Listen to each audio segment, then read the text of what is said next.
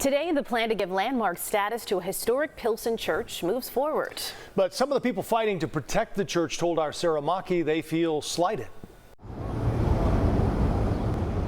4 miles from Pilsen's St. Adalbert Catholic Church. All in favor say aye. Any opposed say nay. A vote in Chicago City Hall swings open the door to preserving history, but only part way.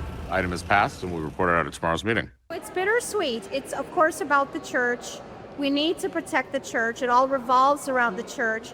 But just landmarking the church is a very short-sighted plan. This vote only covers St. Adalbert's century-old sanctuary that towers tall above the residential neighborhood built by Polish immigrants. It does not include landmark status for the rectory, school, and convent, something that was set to be included had it not been for this substitute ordinance introduced just days before.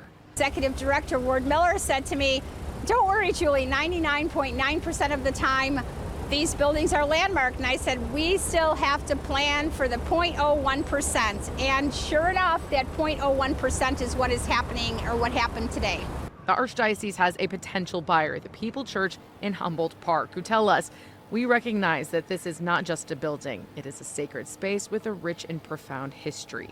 Our hope is to honor that legacy by restoring it as a place of worship, community, and purpose, serving both Chicago and the Pilsen neighborhood." Though some preservationists have their own plan to keep the church as a shrine to St. Adalbert with a 40-room B&B style facility for potential tourists coming here for Pope Leo tours. We ought to be preparing for Catholic tourism, and this is one way by allowing our plan to move forward. Salwicki says they can still try to get landmark status for the 3 additional structures at a later date. We also reached out to the Archdiocese for their input on this amended landmark deal, but we have not heard back.